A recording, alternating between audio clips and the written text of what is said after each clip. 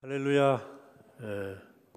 오늘 본문은 우리가 여러 번 묵상한 유명한 말씀입니다.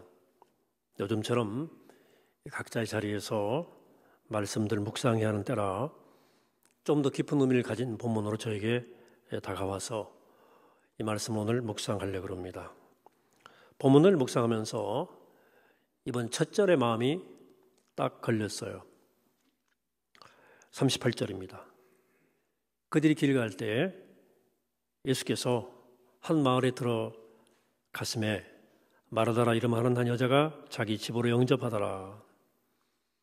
당시 풍습에 따르면 여자가 남자를 초대하는 일은 극히 꺼리끼는 일이었고요. 초대받은 남자도 불편한 일이에요. 마르다는 예수님을 자기 집으로 초대했습니다. 이것은 단지 예수님을 자기 집에 모셔드릴 것만이 아닙니다. 삭개오가 예수님을 자기 집으로 모셔드렸을 때 그 집은 단순히 가옥이 아니라 삭개오의 마음과 영혼을 뜻하는 겁니다. 그의 마음에 예수님 모셨다는 뜻이죠. 그러니까 오늘 마르다가 예수님을 자기 집으로 영접했다는 것은 복음서의 맥락에서 보면 예수님을 마르다의 영혼에 모시게 되었다는 뜻입니다. 신약 성경에서 언제나 집은 그 사람의 마음과 영혼을 메타포, 상징하는 것입니다. 그래서 마르다가 예수님을 영접한 사건은 자신뿐만 아니라 동생 마리아, 오빠 나사로까지 온 가족에게 새로운 삶의 문을 열게 하는 사건이 되죠. 한 사람이 그 영혼에 자신의 삶에 예수를 영접하자 온 가족의 삶에 영혼의 문이 열리기 시작합니다. 여러분도 아시는 것처럼 오빠 나사로는 죽었다가 다시 살아남으로 복음서에서 부활의 증표가 되는 대단히 중요한 사건의 주인공입니다. 또 마르다의 동생 마리아는 어떻습니까? 마리아는 요한복음에 따르면 예수님을 향해서 향유 옥합을 깨뜨렸던 예수님을 향한 깊은 사랑의 대명사죠. 갈릴리 사람인 예수님이 타진 예루살렘에 오셨을 때 그래서 그때마다 묵었던 곳이 바로 이 베다니 나사로의 집, 즉 마르다의 집이었어요.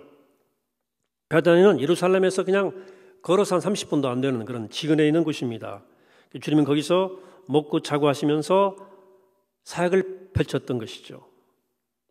한 사람이 진정으로 예수님을 영접하는 일은 나와 내 가정을 구원하는 일이며 동시에 예수님이 주님의 뜻을 펼치시는데 언제나 지대한 도움이 되는 거죠. 따라서 한 사람이 주님을 영접한다는 것은 단지 개인적 사건이 아니라 하나님의 나라의 사건이 되는 거죠. 근데 오늘 말씀에서 제가 주목하고 싶은 것은 마르다가 처음에 예수님을 영접한 이 일이 완전한 영접이 아니었다는 사실입니다.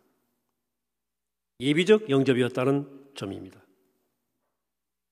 진짜 영접은 나중에 일어나요. 예수님을 참으로 영접하기 위해서 그녀는 예비적 과정을 거쳐야 했던 것입니다. 오늘 말씀을 통해서 주님을 내 집에 모셔드리는 그 영접하는 과정을 좀 살펴보도록 하겠습니다. 여러분들이 예수님을 처음으로 받아들이게 된 순간이 있었습니다. 그 사람마다 너무나 다양해서 한 가지 방식으로는 설명이 안 돼요. 어떤 사람은 성경을 읽다가 예수님 받아들이고요. 어떤 사람은 기도하다가 어떤 사람은 찬양하고 예배를 드리다가 예수님을 영접해요. 또 어떤 사람은 예수님을 전혀 모르고 살다가 어떤 사람과의 만남을 통해서 그의 고백과 간증을 듣고 예수를 받아들이게 됩니다. 어떤 사람은 아주 방탕한 삶을 살다가 어떤 계기를 통해서 극적으로 돌아서면서 예수를 영접하는 사람도 있습니다. 여러분 어떤 경우에 해당되십니까? 그러나 이런 순간들이 다 중요하지만 사실 이런 종류의 영접은 다 예비적 영접에 속한다는 사실을 기억하십시오. 아직 완전히 주님을 영접한 상태가 아니라는 거예요. 그런데 많은 그리스도인들이 이 처음의 경험을 완전히 주님을 영접한 것으로 생각해요. 그러나 아닙니다. 예비적 단계일 뿐이에요. 그것이 아무리 크고 강렬한 것이라고 할지라도 처음 주님을 만나는 경험은 not yet, 아직 미완성이라 그 말이에요. 모태 신앙인들이 있습니다. 저같이 신앙 가진 부모 밑에서 태어나서 어려서부터 교회 안에서 자라고 항상 기독교의 문화의 틀 안에서 살아온 사람들이죠. 아주 기독교에 대해 익숙합니다. 사실 이들에게는 주님을 영접한다는 말이 조금 어색해요. 늘 신앙적 분위기에 살아온 탓에 주님을 영접하는 극적 체험이나 계기를 갖지 못하는 경우가 많습니다. 그래서 의외로 모태 신앙인들이 믿음 확신이 좀 부족하고 극적인 경험을 가진 사람 신앙인들을 좀 부러워하는 경향도 있어요. 하지만 그들은 밋밋하게 신앙생활을 해왔을지 모르지만 자기도 모르는 사이에 예수님을 예비적으로 영접한 상태인 거예요. 신앙적 경험이나 믿음의 확신 같은 것이 없이 그냥 꾸준히 교회를 다니는 분도 계셔요. 모태는 아니어도 본인 입으로 예수님을 구주로 고백한 적도 없고 그리스도인이라고 스스로 막 말하지도 않고 스스로 믿음이 있다고 생각하지도 않습니다. 그러나 교회란 울타리를 떠나지를 않아요. 저는 이분들이 교회를 떠나지 않고 예배를 드린다는 점에서 어쨌든 자신들의 삶의 집으로부터 예수님을 밀어내지 않고 살기 때문에 이분들도 역시 예비적으로 예수님을 영접한 상태라고 생각합니다. 이렇게 예수님을 예비적으로 영접한 상태는 매우 느슨합니다. 그래서 회개하고 돌아온 사람 중에도 다시 쉽게 떠나는 사람들이 있어요. 많아요. 느슨하기 때문에. 예비적 상태만 머물러 있기 때문입니다. 또 특별한 체험을 하고 주를 영접한 사람들 중에서도 많은 사람들이 그저 그 영적 체험만 붙잡고 살 뿐 더 깊고 풍성한 은혜로 나가질 못해요. 그러니까 밋밋한 모태 신앙인들이나 교회 다니는 사람들도 교회 생활을 할 뿐 신앙생활은 안 하는 거예요.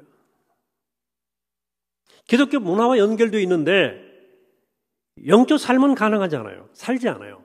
왜? 예비적 상태에 있기 때문입니다. 자, 마르다가 처음에 예수님을 모셔드린, 영접한 것은 예비적 영접이었다고 제가 그래서 해석하는 거예요. 그녀는 예수님에 대한 소문을 들었을 거예요. 기적도 행하시고 좋은 말씀을 전하시고 가난한 사람과 홀대받던 여성과 이방인들에게 너그럽게 하시는 분이라는 소문 들었어요. 훌륭한 분이다. 근데 예수님에 대해 잘은 몰라요. 그냥 좋은 분, 훌륭한 분이라는 사실 때문에 더 가까워지고 싶은 마음, 더 알고 싶은 마음이 있었던 거예요. 있었을 거예요. 이것이 예비적인 영접을 한 채로 머물러 있는 사람들의 마음의 상태예요. 아직 완전히 모셔드리지는 않았지만 예수님을 외면하지 않는 상태, 이것이 오늘날 교회 다니는 사람들 중에 절반 이상이라고 생각합니다. 제가 그렇다고 판단하는 건 아닙니다. 그 상태가 잘못되었다고 말하는 건 아니에요. 거기까지 온 것도 은혜예요. 그런데 거기 머무는 것은 정말 우리가 해야 할 일을 아직은 안 한 거예요. 말 그대로 예비적 단계입니다. 자, 예비적 단계에 머물러서 우리가 정말 크리스찬이라고 말할 수 있을까 하는 문제가 있는 거죠. 왠지인지 예비적 영접을 한 사람들은 호기심, 좋은 인상, 나쁘지 않은 마음 그 수준에서 더 나아가지를 않습니다. 더 이상 안 자라요. 이게 마르다예요. 마르다의 모습이 보여주고 있는 거예요. 마르다는 주님을 집으로 초청을 했는데 왠지 주님 곁에 머물러 있지는 않잖아요. 사실 예수님 혼자가 아니셨거든요. 마르다가 예수님을 초대했지만 예수님 곁에는 적어도 12명의 제자들이 곁에 있었고 틀림없이 그보다 더 훨씬 많은 사람들이 일행들이 있었을 거라고 봅니다. 복음서에서는 그 여성들이 이미 다 빠져 있는데요. 당시 예수님을 따라다니던 사람들 중에는 여성 제자 수가 상당수 있었다고 증언되고 있습니다. 그 당시의 관습과 문화 때문에 남성 제자 12명의 이름만 기록되어 있지만 그보다 훨씬 더 많은 헌신적 여성 제자들이 있었습니다. 어쨌든 적지 않은 예수님의 일행들이 있었고 그들을 대접하는 일은 보통 일이 아니었을 거예요. 결코 작은 일이 아니었고 중요한 일이었고 많은 시간과 에너지를 쏟아야 할 일이었어요. 누군가는 해야 할 일이에요. 그래서 마르다는 그것을 위해서 애를 썼어요. 마주 분주했어요. 그런데 동생이 도울 생각도 안 하고 한가롭게 예수님 곁에 앉아 있는 거예요. 그래서 많은 사람들이 이 대목을 해서 마리아보다는 마르다에게 공감을 해요. 여러분 그렇지 않습니까? 교회에서 이제 목장 식구들 모두 다 주방에서 열심히 일하는데 많이 빤질빤질 구경만 하는 사람 불편하죠. 짜증나고. 가정에서 명절에서 시댁 가서 열심히 주방 일 하는데 빤질빤질 신우가 이렇게 보고 가만히 구경하고 있으면 열불 나죠 조금. 말하다가 화가 났어요.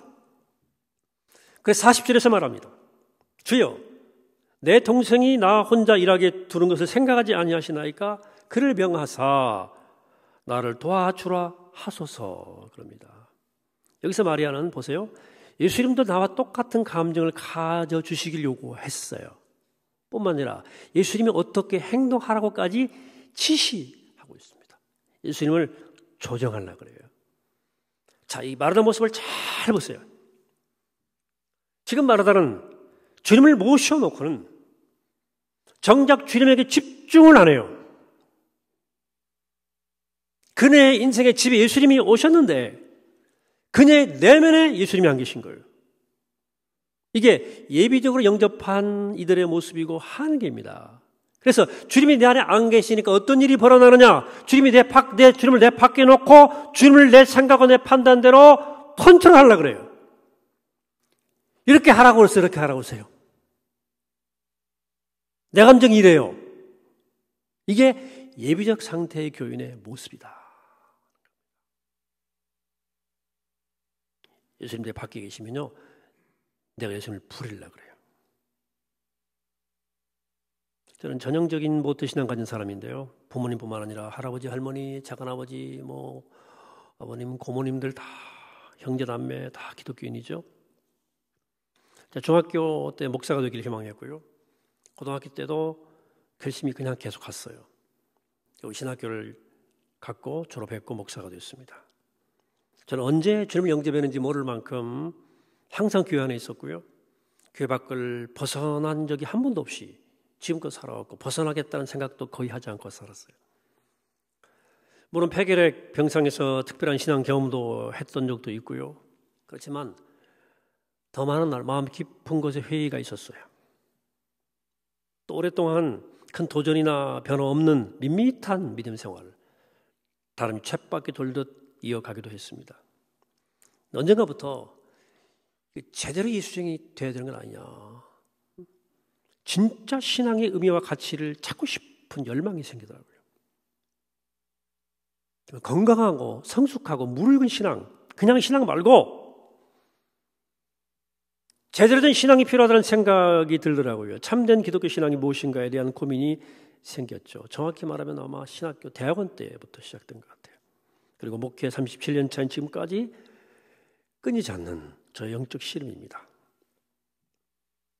그래 배우기도 하고요. 책도 찾아 읽기도 하고 훈련도 하고 스스로 실천하면서 깨달은 것이 하나 있어요. 결국 기독교 신앙은 내가 진정으로 주님을 내 안에 모시고 주님과 함께 사는가에 달리는 거예요. 주님과 실제적인 동행이 존재하느냐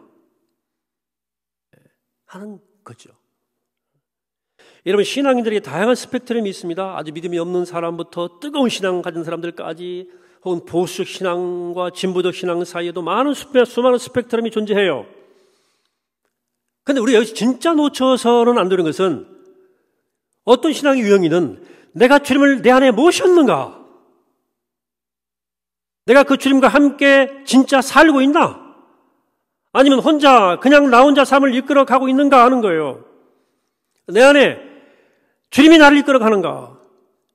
내 안에 내가 나를 끌고 가는가의 문제가 하나 남습니다.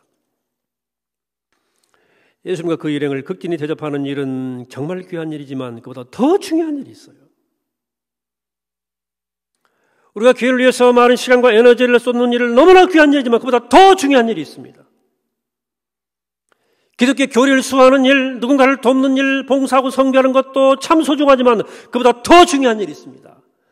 목사가 설교 잘하고 목회 잘하는 것도 복된 일이지만 그보다 더 중요한 일이 있어요. 그것은 내 안에 주님 모시고 주님과 함께 사는 일입니다.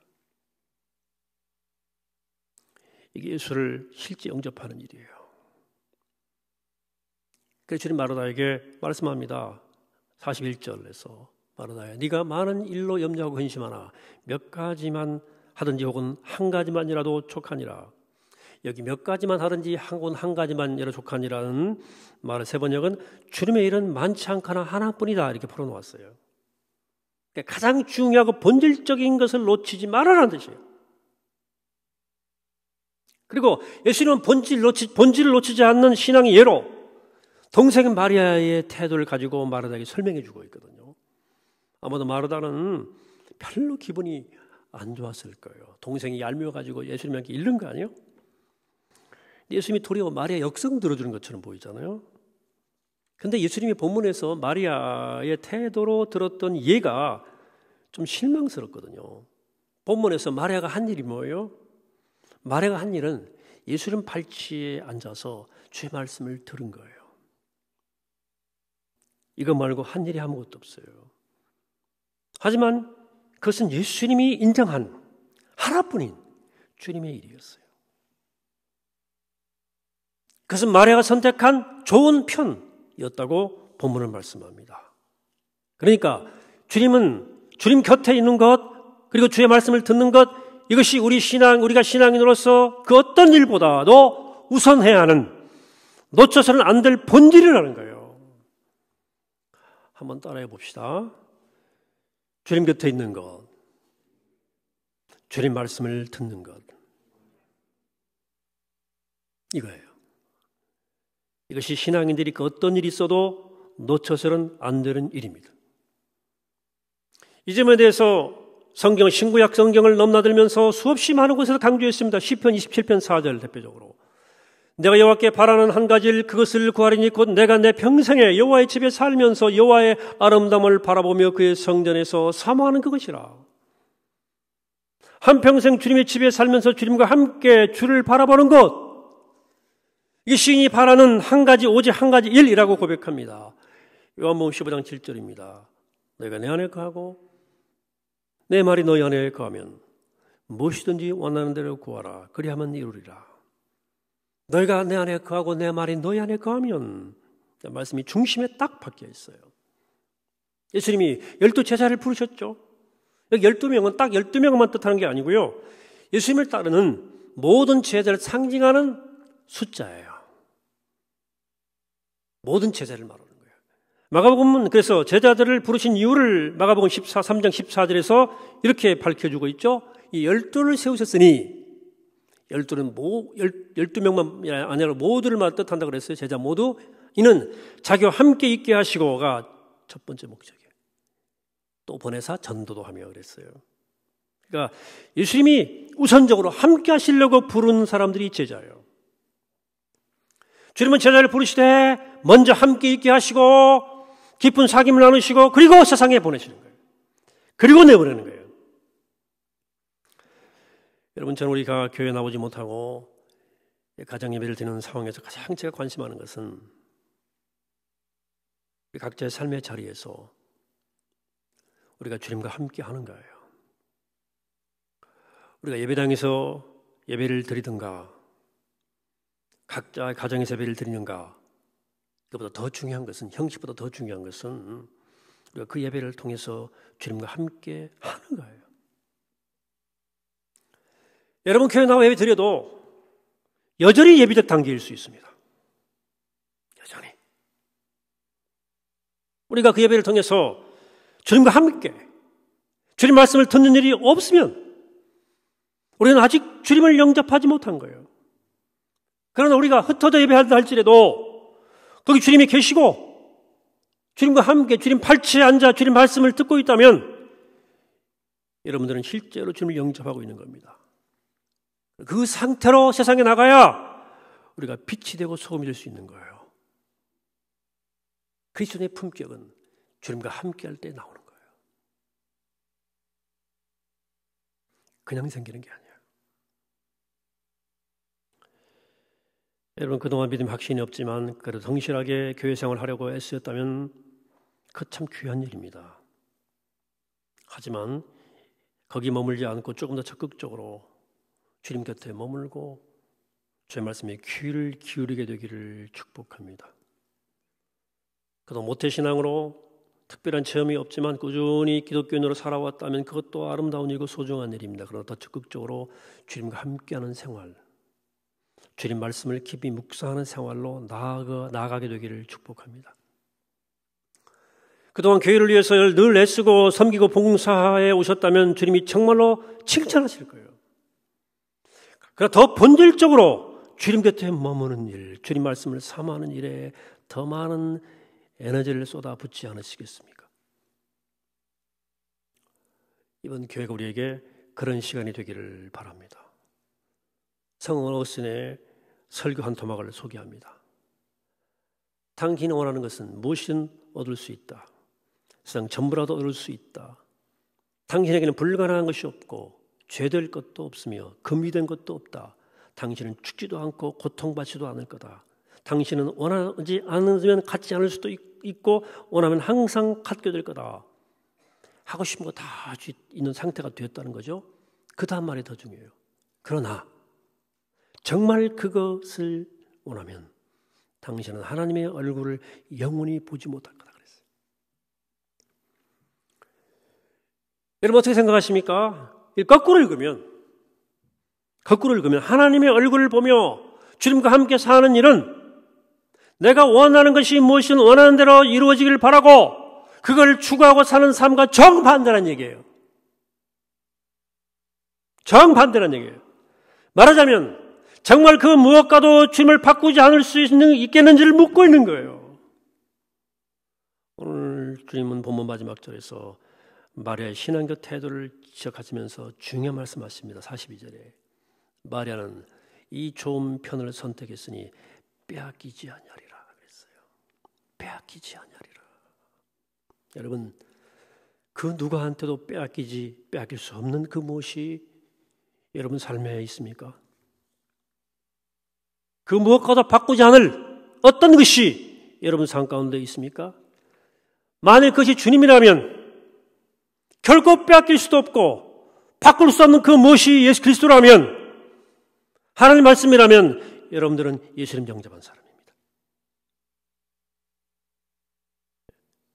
여러분은 크리스찬이에요. 비록 아직은 아닐지라도 여러분들 그걸 진정으로 원하시면 주님 원하시는 그 자리까지 나아가게 될 줄로 믿습니다. 오늘 마지막 함께 찬양할 텐데 우리가 잘 아는 찬양이에요. 나 아무것도 바꾸지 않으리 함께 찬양하시고요. 우리 결단하고 제가 기도하겠습니다. 찬양 부르십니다.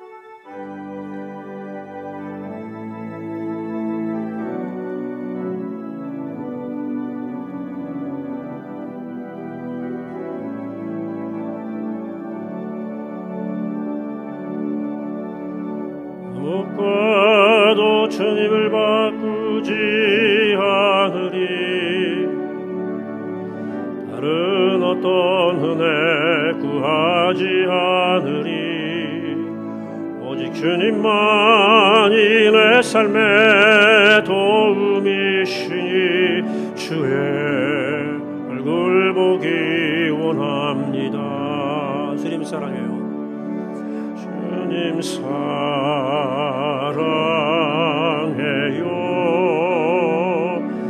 온 마음과 정성 다해 하나님의 신실한 친구 되기 원합니다. 무엇과도 주님을 바꾸지 않으리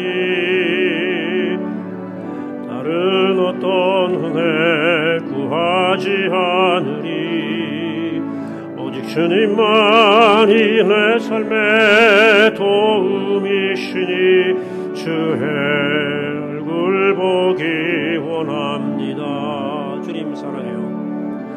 주님 사랑해요.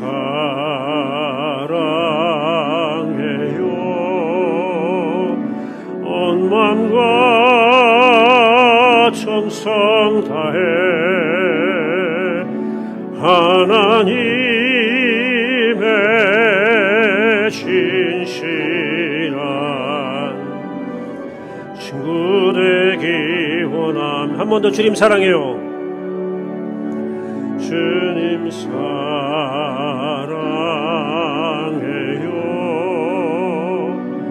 온 마음과 정성 다해 하나님의 신실한 친구 되기 원합니다. 기도하겠습니다. 거룩하신 아버지 하나님, 감사합니다. 저희를 부르셔서 하나님을 알게 하시고 예수님 우리 삶에 모셔드리게 하심을 감사합니다.